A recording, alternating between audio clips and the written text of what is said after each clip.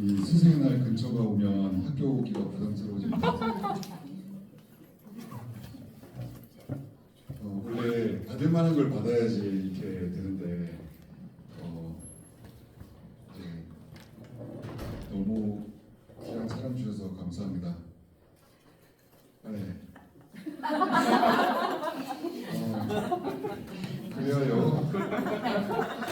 제가 오늘 그 신명기 한다고 했는데 바로 잡으셨더라고요. 그래서 신명기 들어가려고 그러면 기본적으로 조금 알아야 되는 것들이 있는데 그걸 먼저 하고 그 다음에 신명기를 강의를 잠깐 하려고 해요. 제가 최근에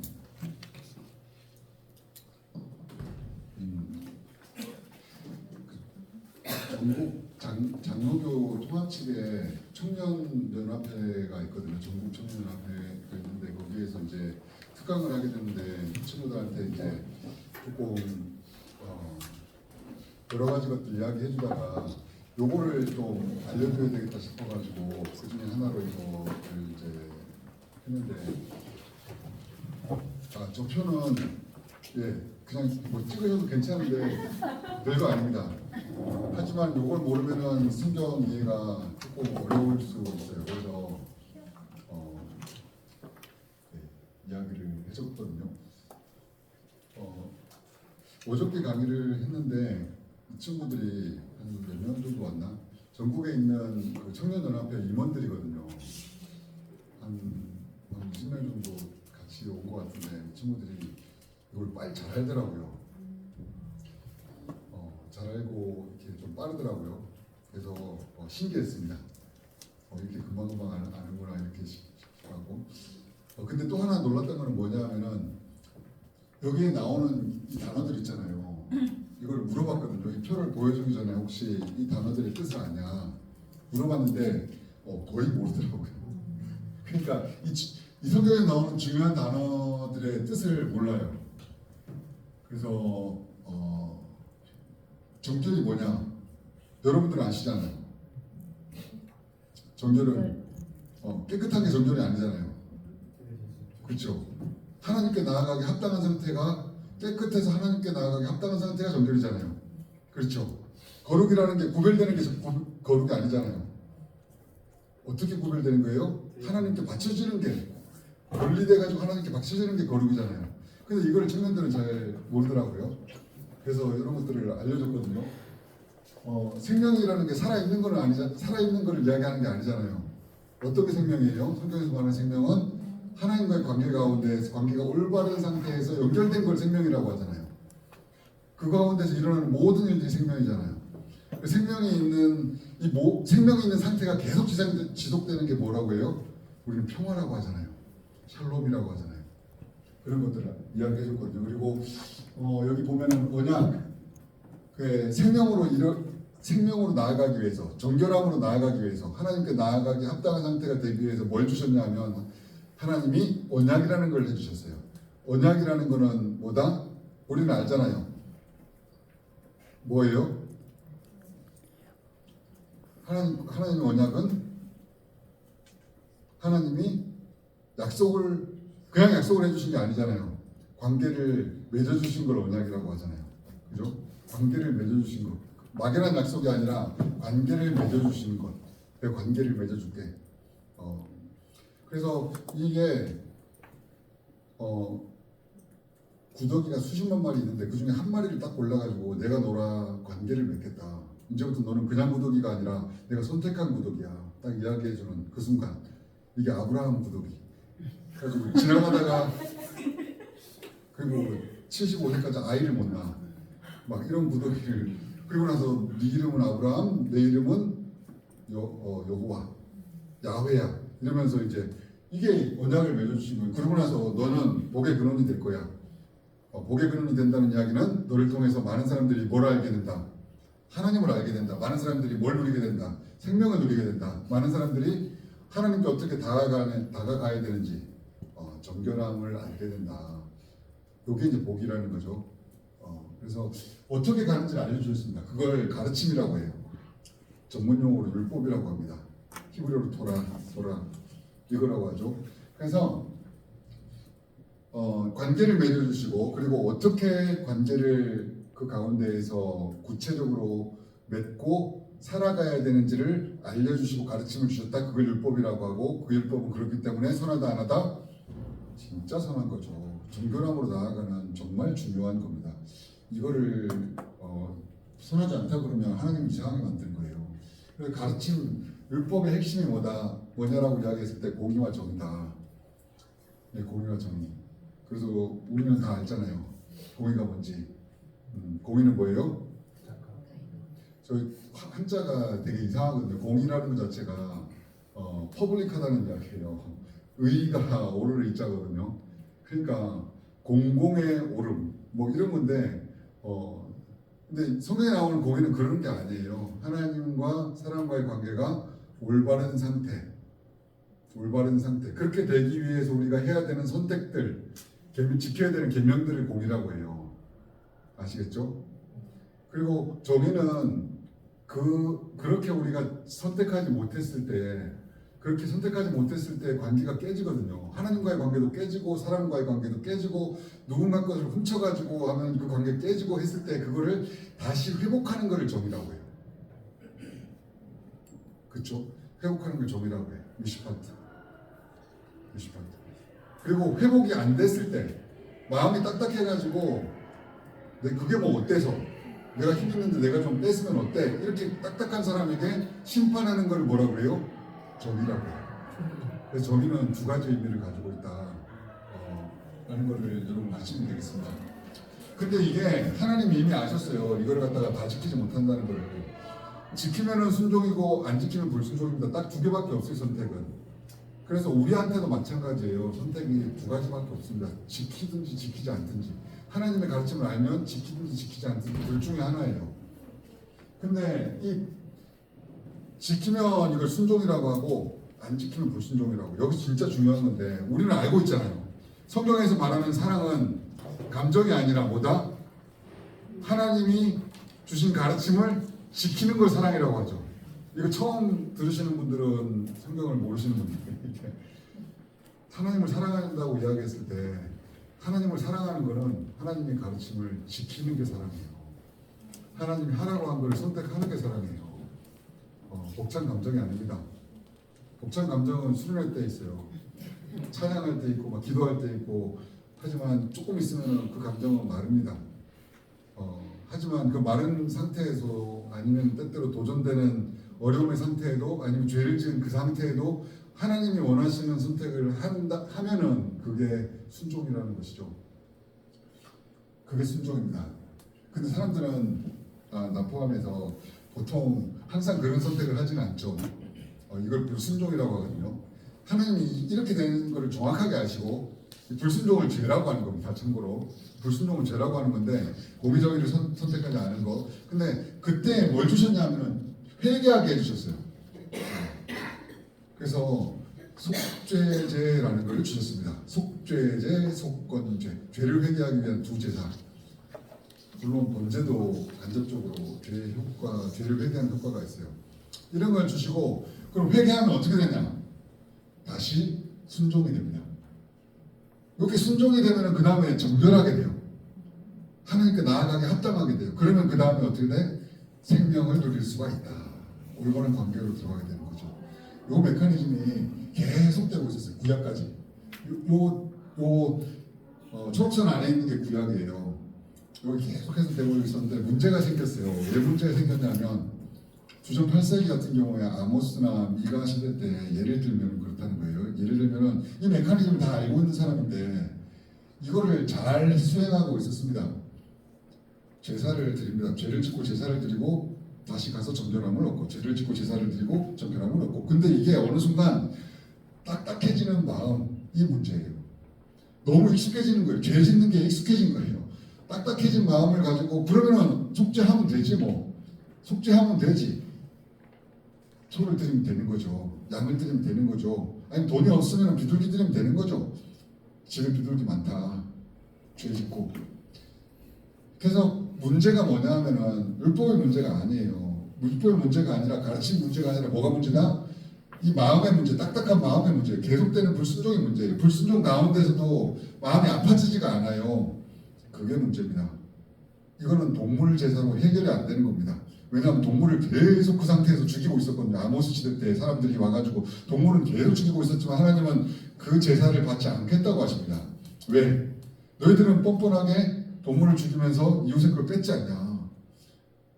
너희는 속죄제를 하지만 이웃의 거 뺏어가지고 속죄제 드리고 뺏어가지고 11조 드리고 뺏어가지고 더 이상 마음이 딱딱한 마음으로 회개가 안 됩니다. 마음을 찢지 못해요. 그래서 계속적인 불순종 가운데에서 이야기하기 시작합니다.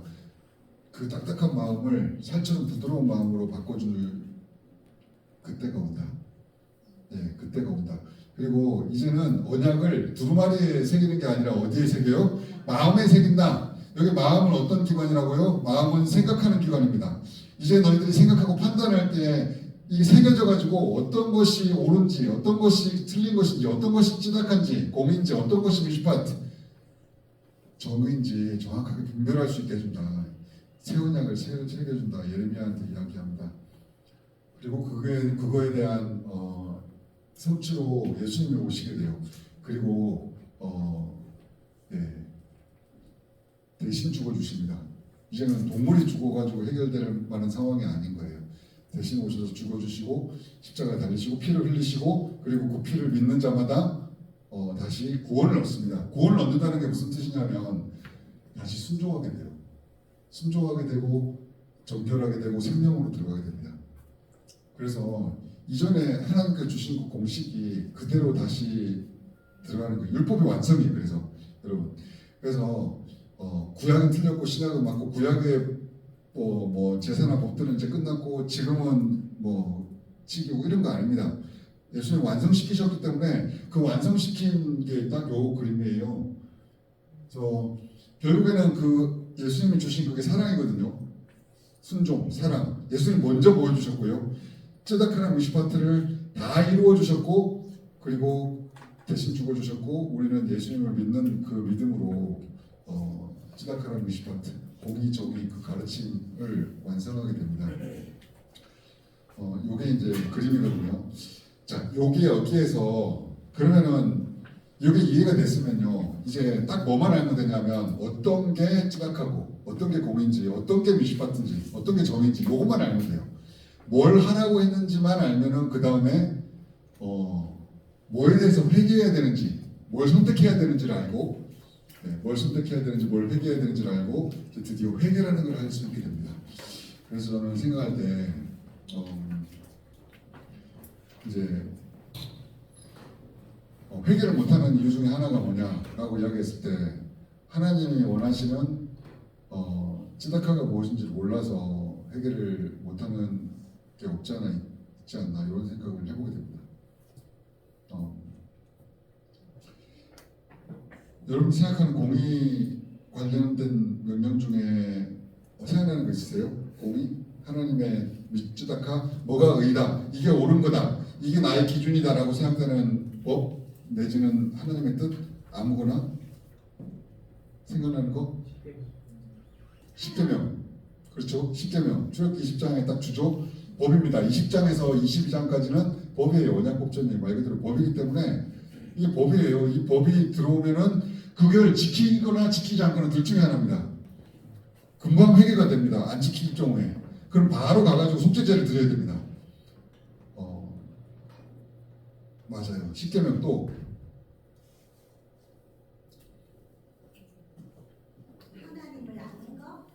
하나님을 아는 거. 하나님을 아는 거. 호세아에서 나온 것처럼 너희들이 하나님을 모른다. 여기 하나님을 호세아에서 말하는 하나님을 안다는 말은 뭐냐면요. 정의와 공의가 너희들이 알고 있는데 그 가운데 순종을 하지 않는다.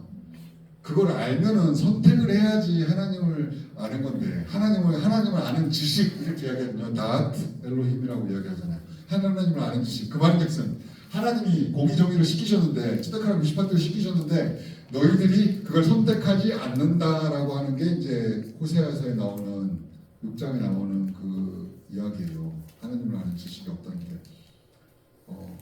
그래서 그거는 순종하지 않는다는 이야기. 자꾸 불순종하고 마음이 딱딱해져가지고 이렇게 돼 있는 그 상태를 이야기합니다.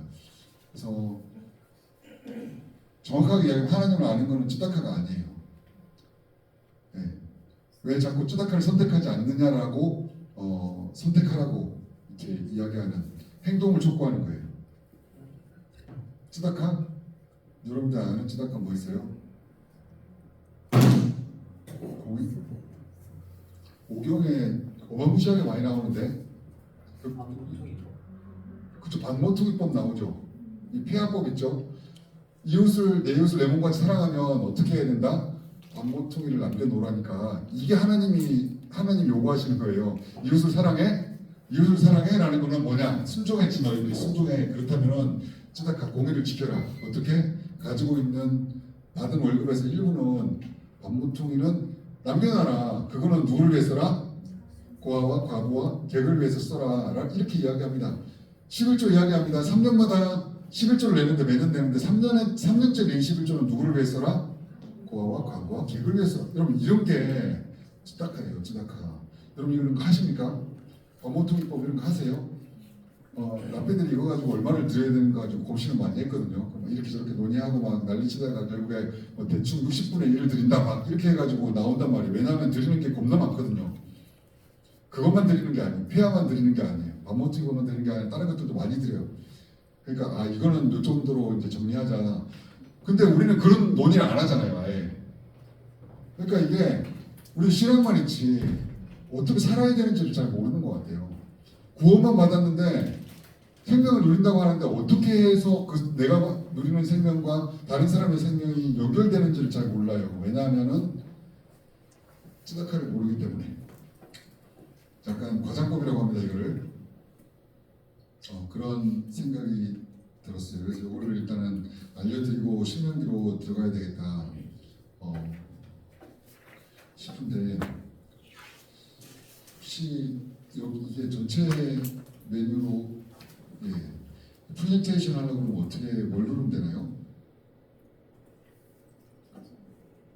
화면 전체 보기? 이런 거가 있는 것 같은데 여기에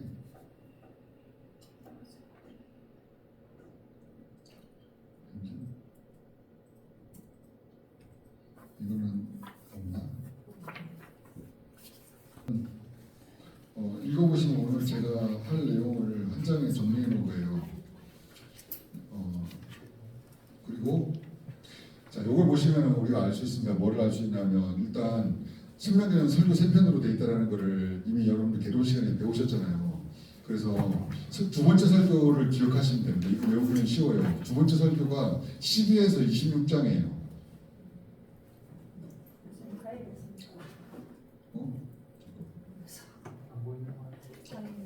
잘 안 보이나요? 맨 뒷장에 보시면 확대한 거 있거든요. 맨 뒷장. 잠깐만. 잘 안 보이죠? 안 보셔도 됩니다. 왜냐하면은 주석에 다 있기 때문에.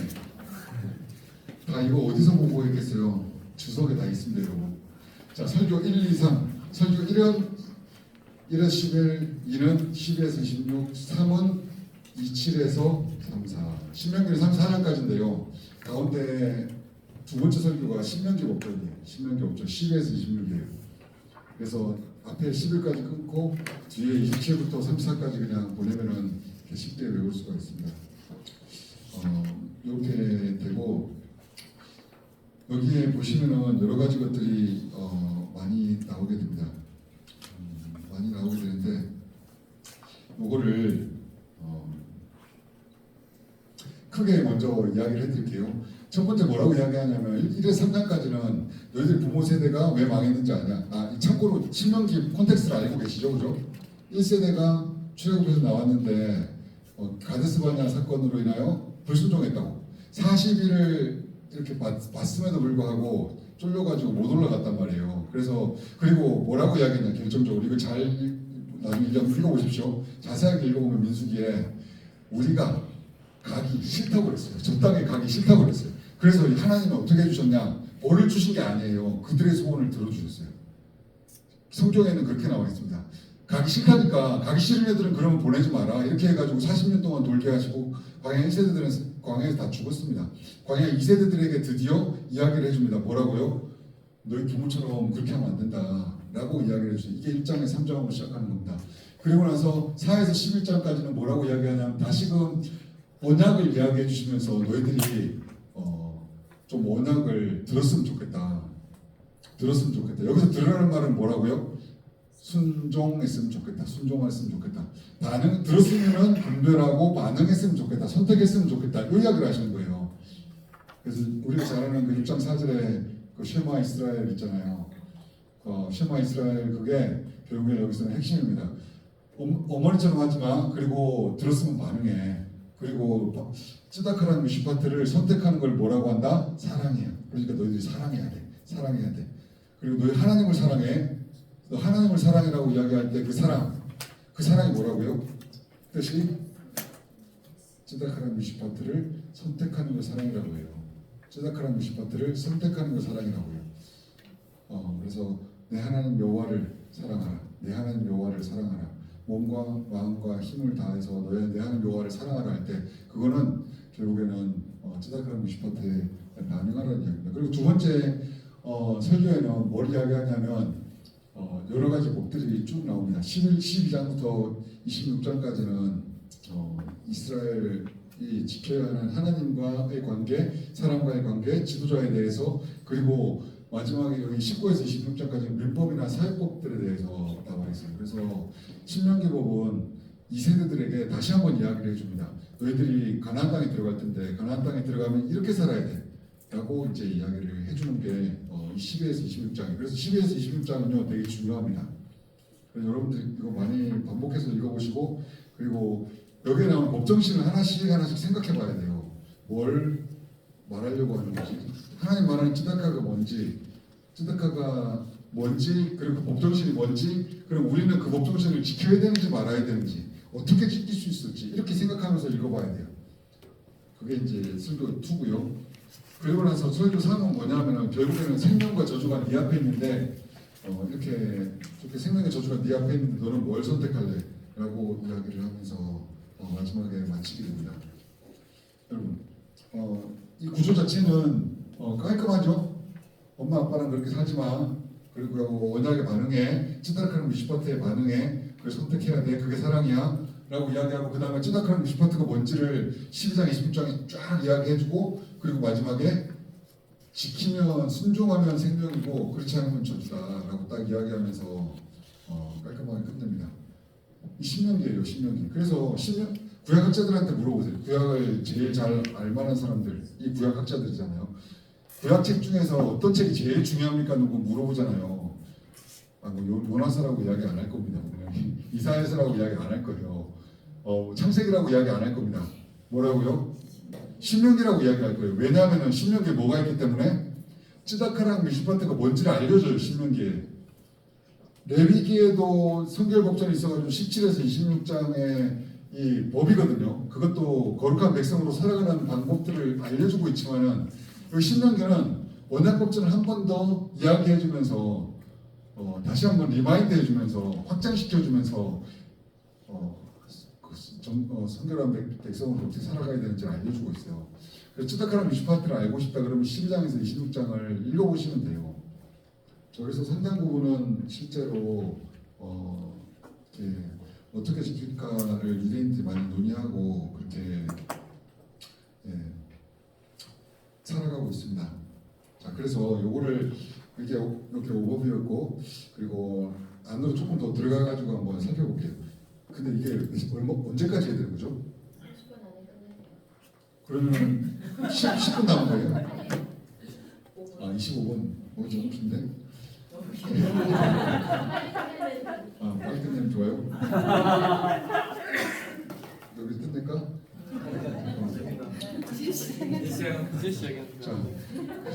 자, 출애굽 2세대를 상대로 해서 출애굽 2세대를 상대로 한 건 아시죠, 그죠? 제가 하도 험한 세월을 살다 보니까 못 믿겠어요. 아는지 모르는지 모르겠어요. 10장에서 26장까지가 앞뒤로 해가지고 끊으시면 됩니다. 3, 4장 하시면 되고 설교 3편인데 저기 크레이지라고 하는 피터 크레이지라고 하시는 분이 NICOT의 New International Commentary of the Old Testament거든요. 그러니까 New International Commentary NIC에서 이게 신명기 커멘터리로는 굉장히 좋은 커멘터리 중에 하나예요. 좋은 커멘터리 중에 하나인데 11, 26, 34로 나누는 요거를 이분도 이렇게 하셨어요. 그래서 샘플로 들어드립니다. 그래서 내가 신명기를 더 알고 싶다. 그러면 NICOT 신명기를 하나 사시면 돼요. 참고로 사시기 전에 먼저 한번 읽어보세요. 도서관에 가가지고 한번 읽어보고 내 성향이랑 내 취향이랑 좀 맞는지 한번 보십시오. 특히 이제 긴 거 못 읽는 분들 계시잖아요. 그런 분들 저런 거 사시면 안 됩니다. 뭐 장문에 이런 거를 못 읽는다. 그러면은 다른 주석을 봐야 돼요. 풀필 같은 주석. 짧습니다. 이런 거 보시고 좀 읽어보니까 할만하다. 이 정도는 뭐 할 수 있지. 그러면 이제 사시면 돼요. 그래서 이 크레이지라고 하시는 분은 뭐라고 이야기했냐면 11장에서 11장을 교육적 서론. 엄마처럼 살지 마. 알겠지? 찌다카랑 무시파트에 반응해. 그게 사랑이야. 라고 이야기해주는 걸 교육적 서론이라고 이야기했고 그 다음에 12에서 26을 법적 조항이라고 이야기했어요. 보면 당연한 거죠. 법이니까. 그리고 27에서 34를 갖다가 언약갱신이라고 이야기했어요. 언약갱신. 그 말은즉슨 출애굽 했을 때 처음에 언약을 맺었죠. 언약을 맺고 출애굽 18장 오면은 이제 시내산 도착하잖아요. 그리고 나서 20에서 22장까지 첫 번째 언약을 맺어요. 이게 시내산 언약이라고 이야기해요. 그 시내산 언약을 다시 갱신한 거죠. 요걸 갖다가 이제 언약갱신과 미래예언이라고 이야기를 했습니다. 이렇게 나눴어요. 그래서 이렇게 나누는 게 어디서 왔는지 궁금하실 수 있으니까 이걸 알려드리고 첫 번째 설교를 한번 보겠습니다. 교육적 서론이라고 이야기하는 1장 11장 부모 세대와 같지 마라 라고 이야기를 하고 있어요. 그러니까 하나님께서 너희를 알아서 7가지 이렇게 하셨는데 원래는 이게 분홍색이고 이게 보라색이에요. 이게 좀 비슷하게 보이는데 너희 이 일에 너희가 너희의 하는 여호와를 믿지 아니하였도다 이렇게 이야기해요. 여기서 믿지 아니하였도다 이런 구절이 나오면 이게 예수님을 믿는 것처럼 하나님을 안 믿었구나 이렇게 생각하면 안 되고 뭘 생각해야 돼? 아까 제가 그려드린 저 도표 있죠? 그걸 생각하고 찌다카랑 무시파트를 어떻게 선택하지 않았다 이거예요. 결국에는 선택하지 않았다 이런 이야기. 믿지 아니하였다. 근데 부모 세대와 같이 살지 말라라고 이야기합니다. 애굽에서 너희를 위하여 너희 목전에서 모든 일을 행한 것 같이 이제 너희를 위해 싸울 거다.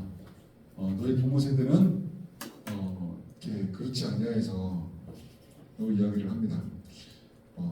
그리고 그 다음에 보시면은 10계명이 그 뒤에 나와요. 그래서 너희들이 사랑과 순종으로 은혜와 사랑과 순종으로 응답을 해야 된다. 그래서 하나님 원하시는 건 굉장히 단순합니다. 찌다카랑 무시파트를 알려줬지? 그러면 너희들은 이제부터 규례와 법도를 듣고 준행하라. 아시겠죠? 순종하라. 그리고 그 땅에 들어가서 그 땅을 얻게 된다. 그리고 지켜 행하라. 똑같은 이야기예요. 준행하라, 지켜 행하라 뭐 똑같은 거고 결국에는 규례를 듣고 이 모든 규례를 듣고 행하는 것을 보고 과연 지혜와 지식이 있는 백성이로다 이렇게 하면서 하나님을 알게 된다는 이야기예요. 이게 제사장 나라가 되는 것 복의 근원 다 똑같은 말이죠. 이렇게 된다는 이야기입니다. 그러니까 하나님이 원하시는 거는 복잡한 게 아니에요. 가르침을 줬는데 너희들이 그 가르침대로 살 수 있냐? 요걸 이제 요구하고 계시는 거예요. 그래서 가장 중요한 질문이 다시금 하지만 가장 중요한 질문은 하나님 뭘 가르치셨냐고 물어보면요. 나와야 돼요. 1번, 2번, 3번, 4번, 5번, 6번 이렇게 해가 쭉 나와야 돼요. 여러분. 하나님이 가르쳐 주신 게 있는데 이건 하나도 모르고 그 다음에 뭘 선택해서 지키려고 하면은 말이 안 되죠. 뭘 가르쳤는지 모르는데 어떻게 선택해서 지켜요. 그래서 저는 이제 신약 자체가 쓰여진 시기가 신약 자체 쓰여진 시기가 구약시대 때 쓰여졌잖아요. 2차 성전이 아직 망하기 전에 제단도 있을 때 예루살렘에서 제단을 해서 번제를 드리고 있을 때 그때 쓰여졌거든요. 그래서 심지어는 바울도 가가지고 나시린 소원하고 머리 감고 막 이랬잖아요. 했던 것처럼 다 그 지켜지고 있을 때 했기 때문에 지켜 행하라고 뭘 지키는지 다 알았다고요. 초기 기독교인들 알았다고요. 뭘 지키는지. 그렇기 때문에 식탁법하고 할례가 그렇게 중요한 이슈가 됐다고요. 왜냐하면 뭘 지켜야 되는지 뻔하게 다 알고 있었기 때문에 그게 이슈가 됐다고요. 그래서 신약에는 구체적으로 뭘 지켜야 되는지 이야기를 잘 안 합니다. 하지만 중요한 건 뭐냐면 우리는요, 신약을 이해하려고 그러면 구약에서 뭘 지키라고 했는지 알아야 돼요. 바울이 알았던 것을 초기 기독교인들이 다 알았던 것을 우리도 알아야 돼요. 그리고 율법의 완성으로 오신 예수님이 완성이니까 결국에 다 지켜야 되는 거잖아요. 그죠? 다 지켜야지 완성이잖아요. 안 지키면 완성이 아니잖아요. 이 정도는 공감하는 걸로. 맞죠? 안 지키면 완성이 아니잖아요. 안 지켜도 완성이라고 이야기하면 그거는 성경에서 말하는 거랑 다른 거예요. 그러니까 안 지켜도 완성이라고 하면 이상한 거예요. 근데 우리는 지키는 방법이 다를 수는 있어요. 그 법정신은 그대로 가서 그대로 다 지켜야 돼요. 하나님 주신 거는. 그래서 듣고 지켜야 된다. 그러면서 10계명을 이야기를 해주시고 막 그럽니다. 그래서 내가 사랑과 순종으로 살인하지 말라, 간음하지 말라, 도둑질하지 말라, 뭐 거짓 증거하지 말라, 뭐 이런 일들을 이야기를 막 해줍니다. 그래서 제가 저번에 이야기 한번 드렸나요? 참고로 법을 해석하는 방법은 법 안에 있는 법정신을 끄집어내야 된다. 이게 방법입니다. 아시겠죠? 법을 해석하는 방법은 뭘 끄집어내야 된다? 법정신을 끄집어내야 돼. 그러려면은 늘 얘기할 때 제가 알려드렸죠? 살인하지 말라의 적용 법정신은 뭐예요? 살인하지 말라가 진짜 사람을 죽이지 뇌파가 끊어지고 심장이 안 뛰게 하는 걸 살인이라고 한 게 아니에요. 여기는 샘플로 살인이라는 걸 가지고 오면서 어떤 법정신을 말하려고 했다? 그렇죠. 사람과 이웃과의 관계에서 있을 수 있는 최악의 경우를 살인으로 하고 이쪽 방향으로 가지 말라라고 이야기해 준 거예요. 그렇기 때문에 거의 반을 죽여놓고 조금만 더 때리면 죽을 건데 딱 고전에서 쓰면은 그거 안 돼요. 왜냐하면은 그 방향이기 때문에 그런 거예요. 반만 죽이는 것도 안 되고 3분의 1만 죽이는 것도 안 되고 10대만 때리는 것도 안 되고 그리고 말로 때리는 것도 안 되고 그쪽 방향은 다 안 되는 거예요. 그럼 뭘 해야 되는 겁니까? 그럼 반대 방향으로 하라는 이야기잖아요. 살인하지 말라의 반대 방향. 네. 그래서 여러분 이게 하나님이 살인하지 말라고 이야기하신 게 이렇게 문해력이 없는 애들이 만약에 들으면 저 한 번도 살인한 적이 없는데요. 이런 반응이 있을 수 있어요. 진짜로. 간음하지 말라다 그럼 저 한 번도 간음한 적이 없는데요. 여기서 간음이라는 거는 남자와 여자와의 관계, 부부 관계에서 있을 수 있는 최악의 경우를 상정한 건데 저는 모텔에 간 적이 없는데요. 이렇게 하면은 그럼 지킨 거예요, 그게? 그게 아니잖아. 손잡으면 돼, 안 돼? 뽀뽀해도 안 되고 손잡아도 안 돼요. 그럼 마음으로 품는 건 돼요, 안 돼요? 그 방향은 다 안 된다고 그냥 한꺼번에 이야기를 해준 건데 법정신을 끌어서 적용할 정도의 IQ가 안 되는 거지. 그래서 문해력을 키우자. 그러면은 결국은 어떻게 해야 됩니까? 거룩하게. 에베소서 이야기하는 것처럼 피차 거룩하게, 피차 복종하면서 그리스도께서 교회를 위해서 하듯이 그리고 남편이 교회에 머리듯이 그리스도께서 교회에 머리듯이 남편을 섬기고 복종하고 피차 복종하라는 이야기를 하잖아요. 거룩함이 그 가운데 있잖아요. 신약하고 연결이 되는 거예요. 살인하지 말라고 하셨기 때문에 그 반대에 있는 자기가 잘못한 사람 용서해주고 한 대 맞았을 때 그때 보복해가지고 똑같이 죽여주고 싶지만은 그쪽 방향이 안 되기 때문에 어떻게 왼밤도 돌리는 거예요. 이게 연결됩니다. 이렇게. 그래서 법정신을 끄집어내고 연결시켜야 돼요. 이게 이제 해석하는 방법. 그럼 요거를 샘플로 들어드렸으니까 이제 12장부터 26장까지 나오는 것들 하나하나의 명령을 어떻게 해야 된다? 법정신을 끄집어내는 연습을 계속 하셔야 됩니다. 이걸. 도둑질하지 말라라고 이야기하잖아요. 도둑질하면 뭐가 문제예요? 일단은 도둑질하면 가장 큰 문제는 뭐다?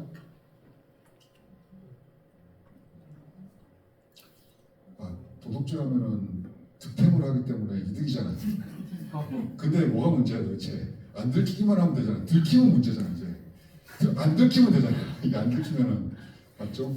근데 이제 하나님 입장에서는 뭐냐 하면은 도둑질하는 문제가 뭐냐? 일단은 그 뺏긴 사람은 손해를 본다고. 자, 그게 문제고. 근데 그 뺏긴 사람이 만약에 내가 아는 사람이야. 이렇게 저기 뭐 있는 거 노트북 있길래 그냥 가져갔더니 알고 봤더니 어떤 전도사님 거야. 그럼 그분은 한 학기 동안 막 이렇게 중간고사 막 레포트 다 망치고 막 이러면서 신학을 해야 되는지 말아야 되는지 막 이러면서 그러잖아요. 그러면은 뺏긴 사람이 일단 손해보고 그 사람 가운데에서 힘들고 어렵고 그뿐만 아니라 나중에 알게 되잖아요. 그럼 관계가 깨져요, 안 깨져요? 사람과 사람과의 관계가 깨져요. 이렇게 깨지는 거예요. 그럼 도둑질 해가지고 깨진 관계 가운데서 이걸 죄라고 하는 거거든요. 이 선택을 하지 말라고. 이쪽으로 가는 모든 걸 하지 말라고. 훔치는 거를 그냥 샘플로 보여준 것 뿐이에요. 그냥 샘플로 남에게 데미지 주는 것 중에 하나를 도둑질이라고 보여준 겁니다. 그냥. 그러니까 도둑질만 안 하면 안 했지 내가 딴 거는 한다. 이렇게 하면 안 돼요. 그러니까 내가 있으면 제대로 잘 적용하는 법을 알아야지. 그러니까 남에게 데미지 주는 다른 것들도 같이 해서는 안 된다. 라고 이제 생각을 하고 이제 그리고요 여러분 기억하셔야 될 게 뭐냐면은 1장부터 11장은 장르적으로 법이 아닙니다. 참고로 법이 아니에요. 그래서 그걸 해석할 때 어떻게 해석해야 되냐면 법으로 해석하면 안 돼요. 법으로 해석하면 안 되고 설교로 해석해줘야 돼요. 설교로. 설교 안에 지금 법이 나오는 겁니다. 신명기 5장 법을. 출애굽기 20장을 소환해가지고 설교 안에서 풀고 있는 거예요. 목사님 설교하다가 우리 출애굽기 20장 아시죠? 거기 살인하지 말라, 간음하지 말라 이렇게 이야기하십니다. 라고 이제 설교 안에서 법을 푸는 거예요. 그래서 장르를 헷갈리지 말자. 그래서 6장에 나오는 그 우리가 아까 이야기한 슈마 이스라엘 아도나이 엘로헤이노 그 구절 있잖아요. 여호와는 오야하는 아도나이 하나님 하나의 하나님이다. 이거 하는 거 이거는 법이 아닙니다. 참고로 아시겠죠? 그래서 성경에 있는 사람이 이게 법인지 아닌 정도는 알아야지. 아니 손 들고 횡단보도를 건너넘기는 게 법에 있어요? 아니잖아요. 그러니까 이게 법이 아닌 정도는 알아야죠. 그래야지 나중에 우리 아들한테 아들아 이거 손 안 들고 건너면은 벌금 10만 원이야 이렇게 이상한 소리 안 하죠. 최소한 손 안 들어도 괜찮아 정도는. 하지만 횡단보도 무단횡단하면은 걸려요 안 걸려요? 걸리죠. 네, 범칙금을 물 수 있습니다. 그 잘 안 잡아서 그렇지. 네, 그래서 뭐가 법인지 아닌지 정도는 알고 있어야 된다. 그거 이제 장르 파악이라고 이야기하는데 성경에서는 장르 파악 꼭 하셔야 돼요. 그래서 신명기 1장 11장은 법이 아닙니다. 참고로 아시겠죠? 거기 있는 거를 갖다가 이걸 지켜야 돼 얘들아 너희들 이거 꼭 지켜 알겠지? 이런 식으로 하시면 안 된다는 이야기예요. 이거는 법이 아니니까. 하지만 그 안에는 하나님의 마음이 하나님의 뜻이 들어가 있어요. 그래서 이야기했듯이 교육적 설문으로 제발 들으라.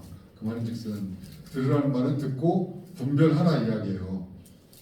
듣는 거는 귀로 들어가지만 그 정보가 어디로 들어간다? 옛날 사람들의 생각은 심장으로 들어간다. 그리고 심장이 어떻게 해요? 심장이 생각을 막 해요. 그리고 분별을 합니다. 이게 맞는 건지 아닌지. 심장은 생각하는 기관이에요. 생명이 있는 기관이에요. 그래서 생각하는 기관이기 때문에 그 분별을 하고 그리고 나서 순종을 하게 합니다. 이게 심장이 하는 기능이에요. 그렇기 때문에 나중에 새로운 심장을 주겠다. 돌처럼 딱딱한 마음을, 돌처럼 딱딱한 심장을 살처럼 부드러운 심장으로 바꿔주겠다. 하나님의 성령이 임할게 예수께서야 됩니다. 신만 교육적인 서론 이야기합니다. 그리고 거룩한 백성의 정체성보다 하나님이 선택하셨기 때문에 그런 것도 이야기했죠. 진짜 8장에 보면 광야에 훈련한 거를 내가 왜 했는지 아냐 이런 이야기를 해주십니다. 교육적인 서론들입니다. 왜 했는지 아냐 너를 시험하사 뭐 하게 하려고? 떡으로만 사는 게 아니고 말씀으로 산다. 하나님의 그래서 나오는 말씀으로 산다 라는 것을 알게 하는 겁니다. 그래서 좀 잘 풀릴 때 순종하는 건 어렵지 않습니다. 근데 진짜 안 풀릴 때 순종하는 그게 어려워요. 그냥 돈이 넘쳐 흐를 때 그때 돈 주는 건 어렵지 않아요. 근데 돈이 진짜 없을 때 하나님의 쓰는 거 그때 하나님의 뜻이 왔을 때 그때 순종할 수 있냐. 진짜 사르밧 과부의 마지막 기름 그 밀가루와 기름처럼 이 마지막 걸 드리는 게 진짜 어려워요.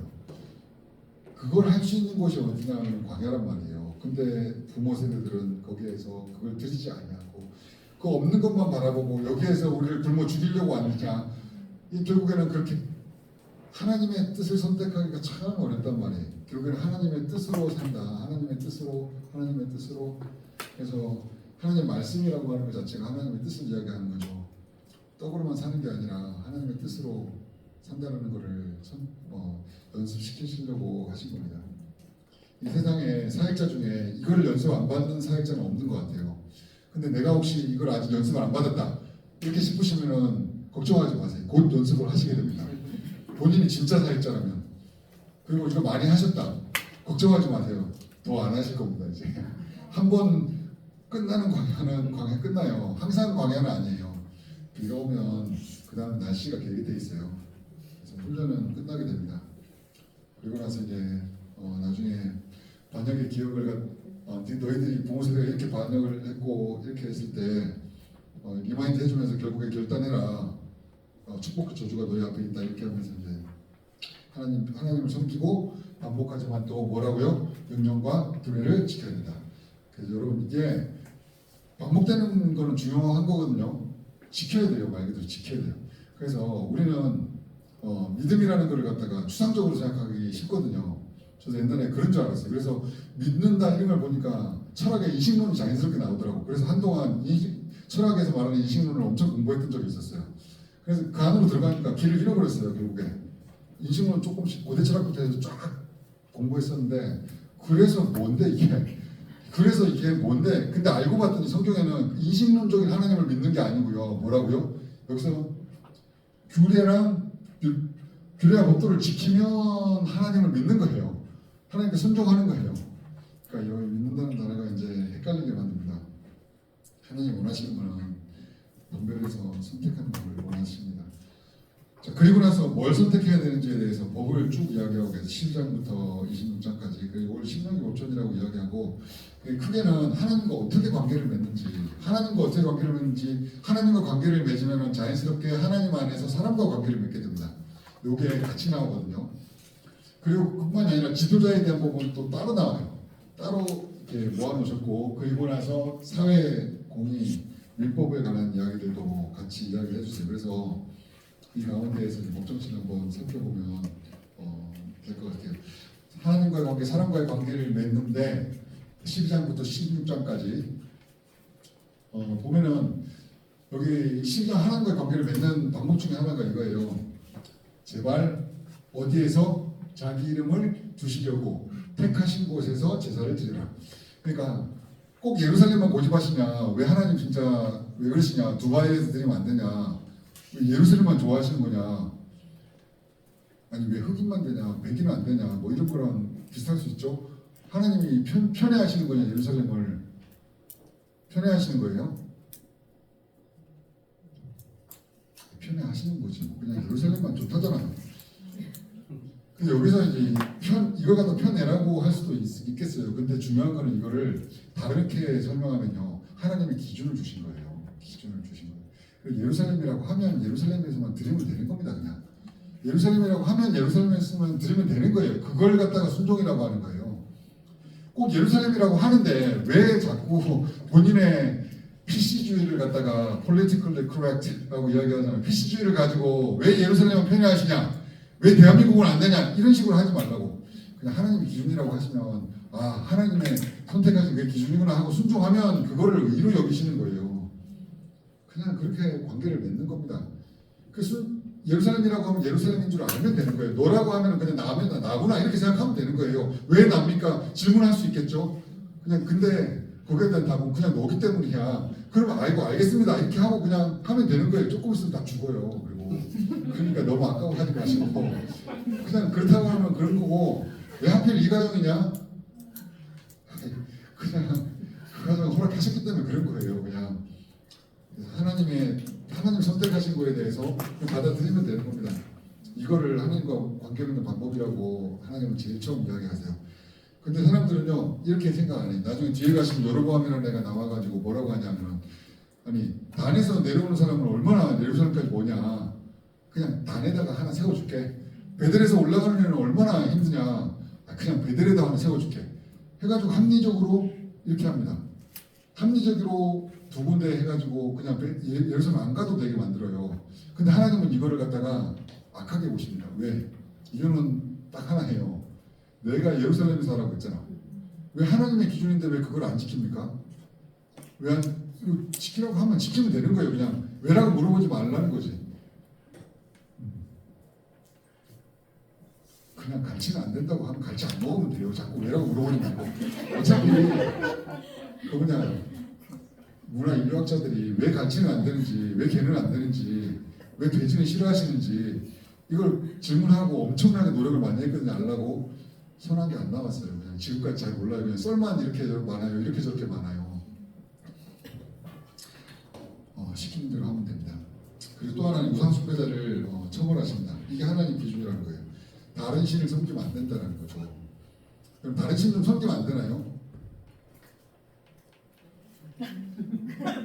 아니 그 뭐냐 바알신 믿는 애들은 사람이 아니에요? 조제하면 안 돼요? 같이 가가지고 이렇게 뭐 이슬람 신전에 가가지고 같이 어차피 저것들은 다 아무것도 아니니까 없는 신이고 어차피 아무것도 아니니까 가가지고 같이 한번 이렇게 절하고 하는 거 괜찮지 않나요? 하나님 진짜신데 그 정도 아량이 없으세요? 뭐 이렇게 생각할 수도 있잖아요. 좋은 질문인데 그냥 시키는 거 하면 돼요. 그냥 다 이유가 있단 말인데 해가지고 괜히 뭐냐 이슬람 이렇게 같이 해가지고 한번 가보고 하게 되면 거기에 알라가 세워놓은 그 기준이 마호메트가 세워놓은 그 기준이 그 뒤에서 이상하게 하는 그 기준들이 슬금슬금 들어와가지고 하나님의 기준을 무너뜨리기 때문에 그렇다고요. 가만히 생각해보면 알 수 있는 건데 요거를 이제 저는 그래서 피신주의가 이상하다고 생각해요. 우상 숭배하는 거는 하나님의 기준을 무너뜨리기 때문에 그래요. 다른 기준들이 스물스물 기어들어옵니다. 아니 솔로몬이 이집트 와이프를 이렇게 얻었잖아요. 그럼 이집트 와이프가 와가지고 아니 우리 아몬라 신을 위해서 신을 하나 세워줘라. 여호와 신만 신이냐 우리 신은 신이 아니냐. 그러니까 알겠다 세워주겠다 하니까 그 다음에 또 다른 와이프가 와가지고 왜 아세라 신은 왜 묘하는데 그러니까 아세라도 하나 세워주고 바알신도 하나 쓰고 엘신도 하나 만들고 막 하나님의 기준이 무너집니다. 이렇게. 자 그리고 정결법을 주셨어요. 음식들에. 자 참고로 자 지금 정도 되면 정결의 뜻이 뭐라고요? 리바인드를 할 때가 정결의 뜻? 정결? 깨끗하다는 게 아니라 깨끗하기 때문에 어떻게 하나님께 나아가게 합당한 거. 여러분 그러니까 뭐냐 먹는 거를 가지고도 하나님께 나아가기 합당한지 아닌지를 결정하라는 거예요. 이게 삶 가운데에서 너희들이 먹는 거를 선택할 때도 이게 하나님께 나아가기 합당하게 먹는 건지 아닌지를 기억하래요. 그러면은 우리는 예수를 믿기 때문에 그럼 이걸 다 안 지켜도 괜찮고 돼지 먹지 말라는 건 게 아닙니다. 이건 돼지 혐오자들이 아니에요. 그게 아니라 먹는 거에서도 하나님의 기준을 지켜라.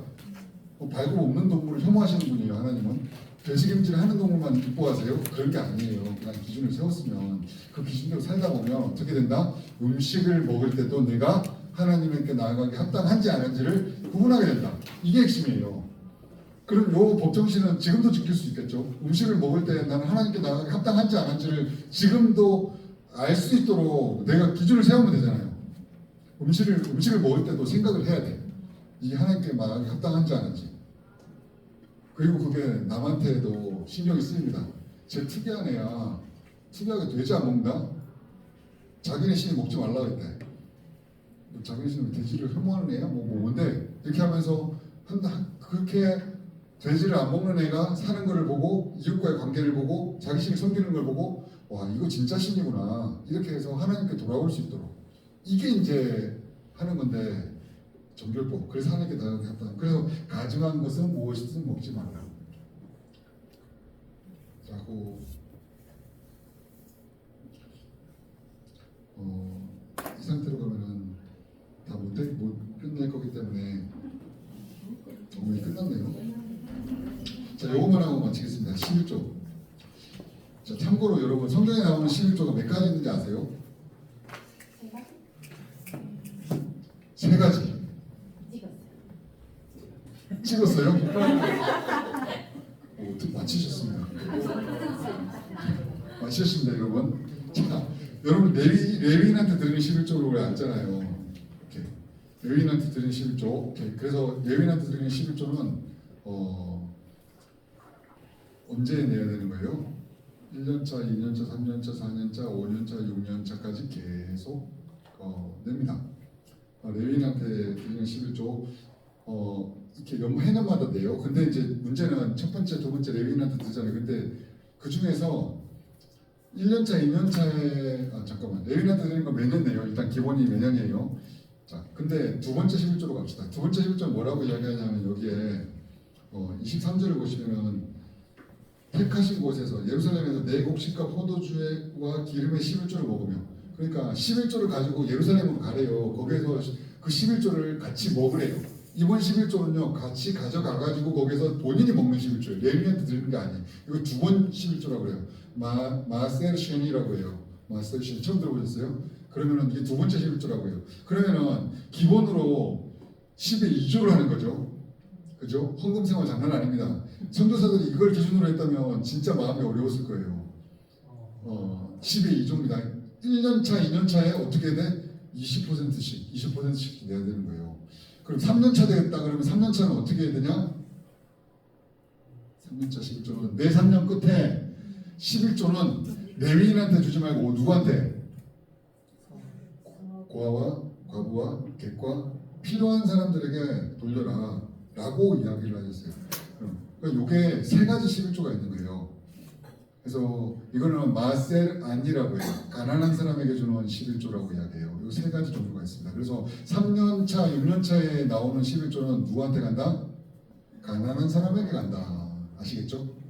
참고로 세 가지 11조가 이렇게 나와 있어요. 그러면 보십시오. 이거를 하나님이 10분의 1을 달라잖아요. 누구에게? 하나님이 땅 못 받은 사람들이 있다고. 먹고 살아야 될 거 아니야. 땅 못 받았으니까. 그러면은 거기에 드리는 거지. 그 다음에 또 10분의 1을 가져와가지고 너희들이 같이 먹어. 먹어야 되지. 그러면 3년차 나오는 거는 근데 왜 이거를 안 지키죠? 예수님이 다 이루셨나요? 지금은 이거 안 해도 괜찮아요? 자, 이거 했을 때 누가 살아요? 누가 생명을 얻습니까? 일단 레위인 땅 받았는데 먹고 살아야 될 거 아니야. 레위인 생명을 얻어요. 3년차 11조를 지키면 누가 생명을 얻어요? 고아와 과부와 객이 생명을 얻어요. 같이 나눠서 하는 이거를 시스템으로 만들어 주셨거든요. 예수님이 이거를 폐지하신 게 아니에요. 폐지하신 게 아니라 이걸 완성하신 겁니다. 그렇기 때문에 예수를 믿는 사람은 성령의 인도를 받으면 마세리션이라고 하죠. 첫 번째 11조. 근데 마세리션이 두 번째 11조. 그리고 마세르 아니라고 하는 세 번째 11조가 성령의 열매로 다 드러나야 돼요. 이게 정상인 거예요. 그래서 우리 교회는 구제라는 걸 하지 않습니까? 마셀 아니에요. 같이 가져와서 먹지 않습니까? 마셀션이에요.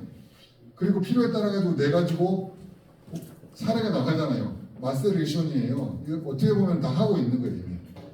그래서 이 법정신은 살아있다. 그래서 하나님의 기준은 하나님을 섬기는 거는 결국에 가난한 자를 돌보는 거다. 그래서 하나님과의 관계가 되면 사람과의 관계도 될 수밖에 없다. 이렇게 되겠습니다. 그래서 다음번에 할 때 요거를 마무리할게요. 14절, 17절까지 했으니까. 혹시 지금까지 했던 거 질문?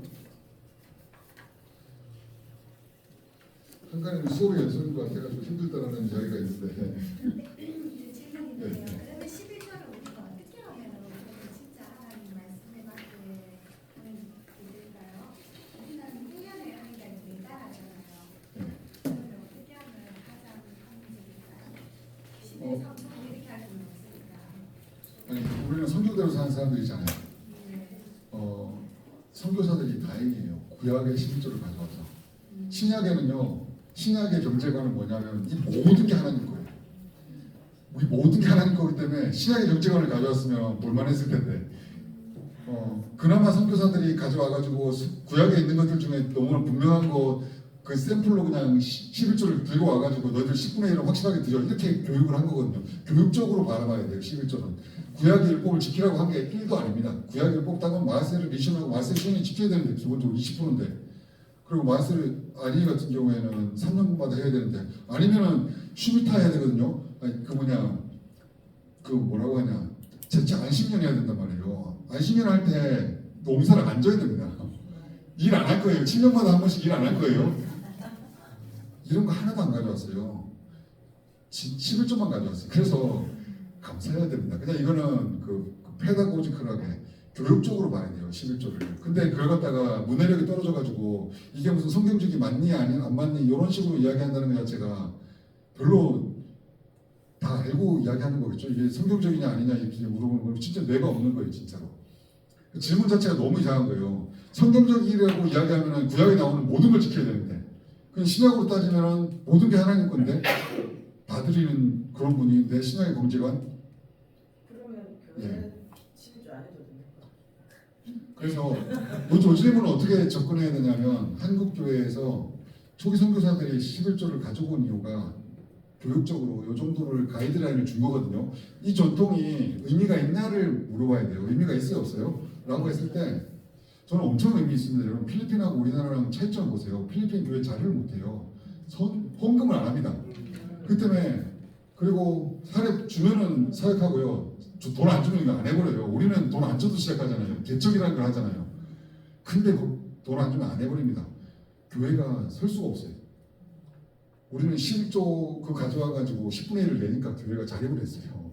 그뿐만이 아니라 성경에 없는 것도 막 들고 들어왔다고. 새벽 기도부터 시작해가지고 막 수요 예배도 금요일처럼 막 들고 들어와가지고 기도하기 시작했단 말이에요. 이게 영적으로는 맞는 거예요. 원리로 따지면 하나님께 드리는 건데 그 많은 거 이거 외에도 정말 낼 게 많거든요. 구약에 따르면은. 근데 그 중에 10분의 1만 딱 해가지고 우리는 독특한 효과를 봤습니다. 그래서 해야 되냐라고 물어봤을 때 저는 조금 더 성경 가까이 가야 된다. 그러면 10분의 1만 하는 게 아니라 더 많이 해야 된다. 구약의 그 경제관을 제대로 알려줄 필요가 있다. 한번 확인해 보세요. 여러분 얼마나 많이 해야 되는지를. 그럼 확인해보고 그리고 신약까지 오게 되면은 어떻게 되는지 그리고 우리가 어떻게 살아야 되는지 이렇게 돼야 돼요. 교수님, 이 11조를 가지고 이웃하고도 나누고 우리도 먹고 이렇게 제사장, 이렇게 목회자 이렇게 다 이렇게 하잖아요. 그런데 교회에서 그렇게 이웃을 나누는 것을 하지 않아요. 그런데 내가 11조를 내. 근데 나는 그 11조 속에 그런 이웃을 나누고 하는 그것은 이제 교회에서 그걸 다 가지고 이것도 나누고 이것도 나누고 하는데 그게 안 한다. 그러면 저는 나는 그걸 믿고 이렇게 했는데 안 한다. 그러면 나는 내가 이것을 다른 곳에 내가 가지고 있는 11조를 교회에 내지 않고 다른 곳에 이렇게 해도 뭐 이거는 뭐 개인적인 일이긴 하겠지만 그래서 우리는 그런 생각 그렇죠. 네. 자 여기서 여러분들은 기본 원리를 아시겠죠? 기본 원리의 목적신을 아시죠? 그러면 이제 저 레벨은 뭐냐? 기도해 보시고 성령의 이끄심을 받아야 돼요. 이제.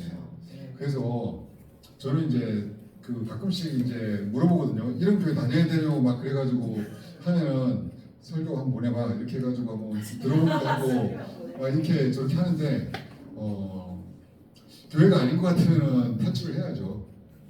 조금 이상하다 싶으면은 이상한 거죠. 기본적으로 교회는 생명을 나누는 곳이에요. 돈을 안 나누는 곳은 교회가 아니에요. 돈이 있어야지 가난한 사람이 살 거 아니에요. 이건 굉장히 율법에서 중요한 부분인데 예수님이 완성시키셨는데 돈을 안 나눈다. 그거는 말이 안 되지. 돈과 시간을 나누는 건 기본이죠. 그래서 그런 의미에서 이제 그러니까 목사님 말씀처럼 성령 인도를 받아서 그렇게 했는데 교회를 왜 안 하냐? 그러면서 정죄를 해요. 그러한 분위기도 있어요. 그게 이제 정죄인지 아닌지는 이제 거기까지 가면 조금 복잡하고. 욕하는데 왜 안 하냐고. 그래서 이게 신천지인지 아닌지 한번 확인해보고 그 다음에 진짜 회개할 부분인지 확인해보고 이게 진짜 맞다 그러면은 해야죠. 이제 기도해보고 안 하는 게 이상하다 싶으면은 해야 되고 리더가 바로 서야죠. 그래서 여러분 정리를 하면 자 여러분 쯔다카랑 미시파트가 가르침의 핵심입니다. 요거를 순종할 거냐 안 할 거냐는 법정신에 달려 있어요. 그래서 법정신을 알려주고 나머지는 알아서 적용해야 된다. 그래서 지금도 그 랍비들은요 모여가지고 저런 질문을 합니다. 말 그대로 여기 하는데 우리 동네에 있는 그 회당은 뭐 이런 걸 안 한다. 그러면 어떻게 할 거냐 막 이런 질문을 하면서 그러면은 거기에 뭐 또 다음 뭔가 나오겠죠. 그래서 이제 지금도 계속되고 있는 그런 질문인 것 같아요. 감사드리고 기도하고 마치겠습니다. 네, 하나님 감사합니다. 저희들 말씀